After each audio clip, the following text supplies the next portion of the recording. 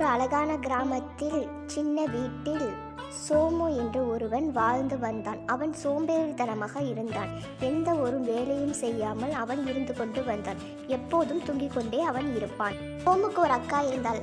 அவள் பெயர் மீனா. அவள் பல வியாபாரம் செய்து வந்தாள். அந்த ஊரில் சோமுவை அவள் தான் பார்த்து கொண்டே இருந்தாள். சோமுக்கு ஒரு நண்பன் இருந்தான். அவனின் பெயர் சோட்டு. அவன் தன்னுடைய வீட்டில் சமைத்து அந்த ஊரில் உள்ள எல்லா மக்களிடமும் வீட்டுக்கு சென்று அந்த சாப்பாடை அவன் விற்று வந்தான். சோமு, நீ எத்தனை நாள் தான் இப்படியே இருப்ப சோம்பேறித்தனமாக?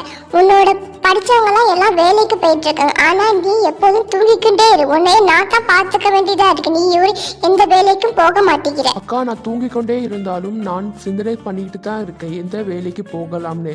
நீ வேணும்னா பாரு, நான் ஒரு நாள் நான் நல்ல வேலையில இருப்பேன் கண்டிப்பா. அப்போ உனக்கு ரொம்ப பெருமையாக இருக்கும்க்கா. அக்கா போனவுடன் சோமு அவன் திரும்பவும் தூங்க ஆரம்பித்து விட்டான். நம்ம நல்லா தூங்கும், அப்புறம் யோசிப்போம் நம்ம எந்த வேலைக்கு போகலாம்னு. என்னக்கா, நல்லா இருக்கீங்களா? உங்க தம்பி நல்லா இருக்கானா? என்னக்கா, உங்க தம்பி வேலைக்கே போக வருதுல போல, வீட்டிலே தான் இருக்கான்னு கேள்விப்பட்டேன். எவ்வளோ நாளுக்கா நீங்களே சம்பாதிச்சிட்டு இருப்பீங்க?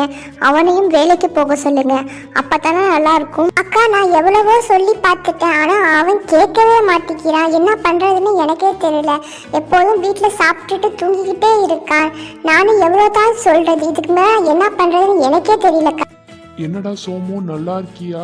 நான் இந்த ஊர்ல சமைச்சு கொடுத்துட்டு இருந்தேன், அது உனக்கே தெரியும்ல, அது நல்லா போயிட்டு இருக்கு. அதனால நான் இப்போ ஒரு புதுசா கடை ஆரம்பிக்கலான்னு இருக்கேன். அந்த கடைக்கு நீ வந்துரு. இவனு நம்ம கூட தானே படிச்சான், நம்மளோட ஃப்ரெண்டு. ஆனா இவன் மட்டும் எப்படி முன்னேறி கொண்டே இருக்கான்? நம்ம ஏதாவது ஒரு வேலை செய்ய வேண்டும். அப்படி செய்தாதான் அவனை விட நம்ம முன்னேற வேண்டும். பாத்தியா, உன்னோட ஃப்ரெண்டு அவன் எல்லார் வீட்டுக்கும் சமைச்சு கொடுத்தான்னு இப்ப அவன் கடையை ஆரம்பிக்க போறான். ஆனா நீ மட்டும் அப்படியே இருக்க, எந்த ஒரு வேலையும் செய்யாமல் சோம்பேறித்தனமா இருந்து கொண்டு இருக்க. ஏங்கா நீ வேற, நான் அதை பத்தி தான் கொஞ்சம் யோசிச்சு கொண்டு இருக்கேன். இப்ப பார்த்தாலும் இன்னும் சோம்பேறின்னு சொல்லாத, அது எனக்கு சுத்தமா பிடிக்க மாட்டேங்குது. நீ வேணும்னா பாருக்கா, கண்டிப்பா நான் ஒரு வேலையை செய்வேன். அதனால நீ ரொம்ப பெருமைப்பட போற.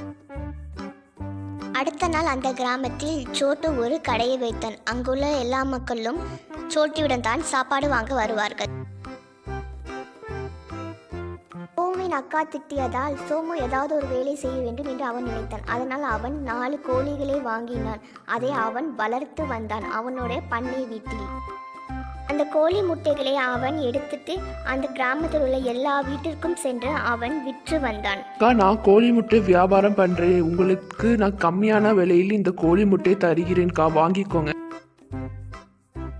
அடுத்த நாள் சோட்டு சோமுவை பார்க்க அவன் வீட்டுக்கு வந்து கொண்டு இருந்தான்.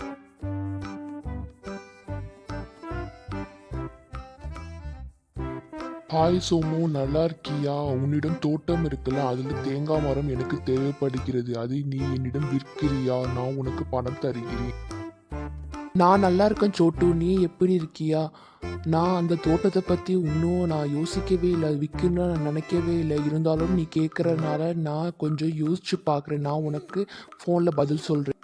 சோட்டு சொல்கிற மாதிரி அந்த தோட்டத்தை அவனிடமே விற்றுருவோம். அப்போ தான் நமக்கு காசு கிடைக்கும். அப்போ தான் நம்ம அவனை விட முன்னேற வேண்டும். சரி, நம்ம அவனிடமே நம்ம சொல்லிடலாம்.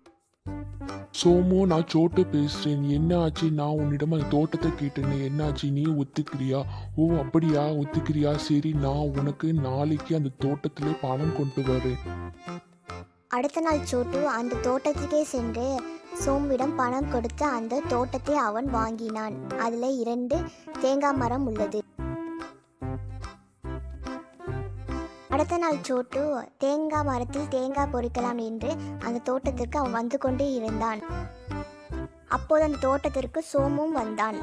ஏய் சோட்டு, நீ என்ன பண்ணிட்டு இருக்க? எதுக்கு அங்க நீ போய் தேங்காய் பொறிக்கிற? எதுக்காக கத்திக்கிட்டு இருக்க சோமு? நான் என்ன பண்ண? தேங்காய் தானே பொறிக்க போனேன். அதுக்கு ஏன் நீ இப்படி கத்திக்கிட்டு இருக்க சோமு? என்ன சோட்டு, நீ யாரை கேட்டு என்னோட தேங்காவை பொறிக்க போன? என்னிடம் ஒரு வார்த்தை கேட்காமல் என்னோட தேங்காவை பொறிக்க போயிட்டு இருக்க. என்ன சோமு, நீ மறந்துட்டியா? நேத்து தானே இந்த தோட்டத்தை என்கிட்ட வித்த, அப்ப அந்த தேங்காவும் என்னுடைய தானே. என்ன இப்படி பேசிட்டு இருக்க? நான் எதையும் மறக்கல சோட்டு. நான் உன்னிடம் இந்த தேங்காய் மரத்தை தான் விற்றேன். ஆனால் அதோடைய தேங்காய் என்னுடையது. உனக்கு தேங்காய் வேணும்னா அதுக்கு நீ எக்ஸ்ட்ரா காசு கொடுத்தா தான் நான் உனக்கு தேங்காய் தருவேன். தன்னுடைய நண்பன் சோமு தன்னை ஏமாற்றியதை நினைத்து சோட்டு தன்னுடைய வீட்டில் அவன் அழுது கொண்டு இருந்தான். அப்போது அவன் மனைவி வந்தாள். சோட்டு தன்னோட மனைவியிடம் அவன் எல்லாத்தையும் சொன்னான். அப்போது சோட்டுவின் மனைவி அவனுக்கு ஒரு ஐடியாவை அவள் கொடுத்து கொண்டு இருந்தாள். சோமு, நீ சொல்ற மாதிரி பார்த்தாய் உன்னுடைய தேங்காய் என்னோட தேங்காய் மரத்தில் உள்ளது. அதற்கு நீ வாடகை கொடுக்க வேண்டும். அதை எப்ப நீ என்னிடம் கொடுப்ப? சோட்டு வாடகை கேட்டவுடன் சோமு தன் தப்பை உணர்ந்து அவனிடம் மன்னிப்பு கேட்டான். நான் தப்பு பண்ணிட்டேன் சோட்டு. நான் ஏதோ பேராசை உன்னிடம் பணம் கேட்டேன். என்னை மன்னித்து விடு சோட்டு. இந்த கதை உங்களுக்கு பிடித்திருந்தால் மறக்காம என்னோட சேனலுக்கு சப்ஸ்கிரைப் செய்து கொள்ளுங்கள்.